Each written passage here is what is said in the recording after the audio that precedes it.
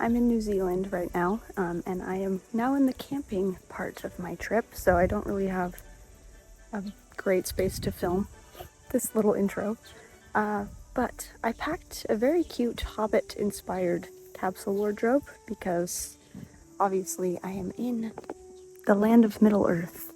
Unfortunately for me, I broke my wrist on day 3 of my 4-week trip here, so I can't wear most of the clothes that I brought.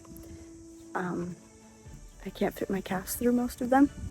Even though this capsule wardrobe turned out to be a bit of a bust due to my arm, I'm still going to show you everything that I packed because I do think it's a great Hobbit capsule wardrobe. I'll show you pretty much all the stuff that I fit into this bag aside from a couple of things. I use bags and packing cubes when I can, and also rubber bands to keep the clothes together. For Hobbit clothes, I try to focus on natural fibers and historical silhouettes. I brought 3 pairs of pants, all ending at about the calf, just like the pants that the Hobbits wear. I have 3 pairs of shorts. 2 are mostly for hiking, but the bloomers also serve as kind of a cute little underlayer. I have 2 skirts, both of natural materials, one short and one long with slits in it. That was more for a pirate photo shoot I had planned, but still works. I brought 3 vests. The left is a stretch velvet, the center one is from Saint de Fleur, it's a linen one, and the one on the right I thrifted. I think all of these work perfectly for Hobbitcore, but I ended up wearing the one on the right to Hobbiton.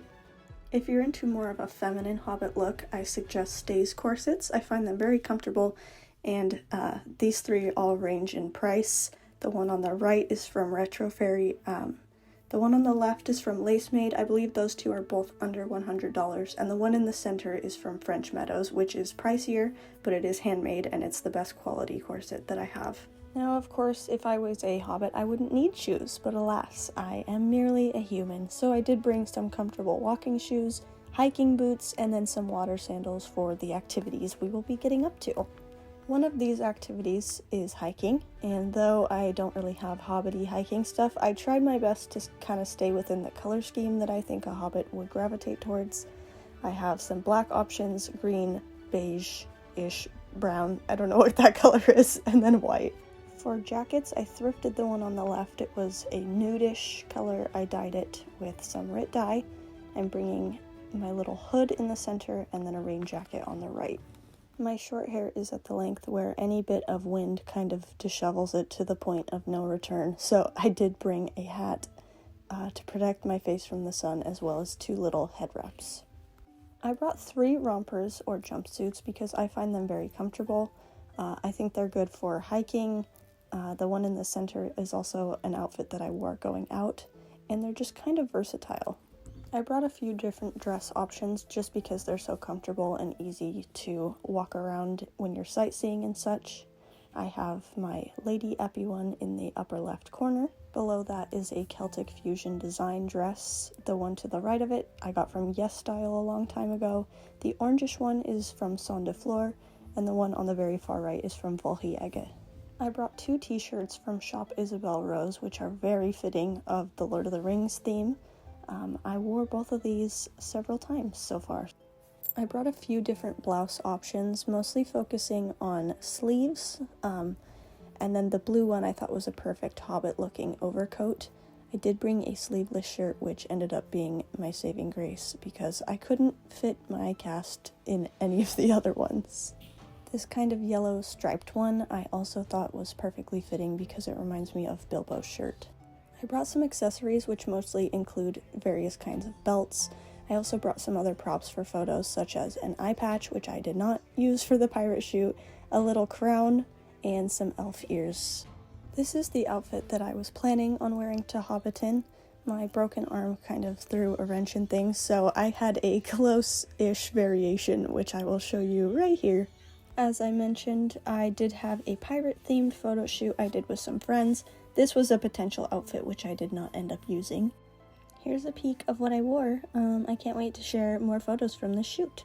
This is the first time I ever took photos of all my clothes and cut it out on Canva, and I would highly recommend it if you're a visual person like me.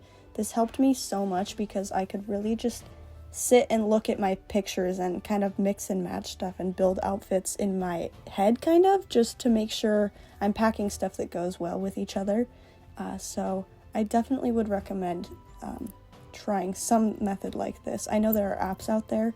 I have to say, it's kind of surprising how well Hobbitcore and Hobbitcore cross with each other. But yeah, anyway, here is pretty much all the clothes I brought under the Hobbitcore aesthetic. Aside from a couple of things, I just wanted to kind of make a little visual for you guys to see kind of the color schemes and stuff that I chose. I'd love to know what you think of this Hobbitcore wardrobe, because I honestly don't dress like this super often. It's time for my adventure, and I did promise a bit of a vlog of my trip. Sadly, I didn't vlog as much as I initially had wanted, because breaking my wrist, the first broken bone, really threw a wrench in things.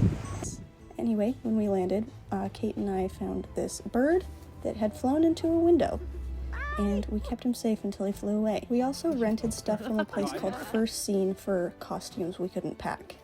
Here is us walking to our forest destination to shoot our little elven looks.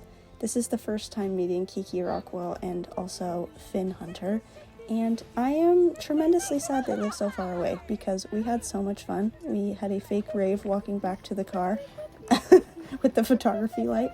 It was a great time. One night we did this thing that I don't know if anyone else did, but a lot of people at my high school would do this thing where you take these weird photos with the camera angle below you and you make this weird face and you look like a fish. And we did this for like 2 hours, and we thought it was the most hilarious thing that had ever happened. So enjoy this footage. Look at each other now. Eyes open. No, Kiki. What am I doing? Oh, what the fuck is that? Hi. Horrifying. Like, I'm not saying that. That is. Here is the art of all of us. The next day, Kiki took us on a little nature walk to a swimming hole that they go to pretty frequently when they used to live on this island. It was really cool walking through this forest, because I've never seen a lot of the plants here due to New Zealand kind of having prehistoric-ish plants. It was fun for me. I live in a desert, so yeah. This little swimming hole was so cute. The water was like perfectly blue, and we were having a great time. And then my partner, Nick, actually dislocated his shoulder, so it was an eventful time. The next day was our pirate photo shoot day, which we were all super excited about because we've been talking about this for months. The video. Ooh, you know how to use that thing? Put that in the other Kiki's hands. Here. I'm scared. You can have your own. Thank you. It's cross swords, brother. Oh. We went to Piha Beach, which was so beautiful, and Kiki even took us through this secret little cave that led to another beach where there was literally nobody. We saw like 2 other people the entire time, which was amazing. The tide did end up coming up quite quickly, which freaked me out a bit, but all was well. The sunset was gorgeous, and we got some amazing shots in here before we headed back through the cave to another beach, which is where we got some more shots right here. Also, look how gorgeous Finn looks. I'm hiding. Oh, it's a video. Yeah, sorry. Here is me pretending to be a drunken pirate, and as you can see, I pretend to stumble and fall, and then I actually fall. And no, that is not where I broke my wrist, actually. You will see that right now.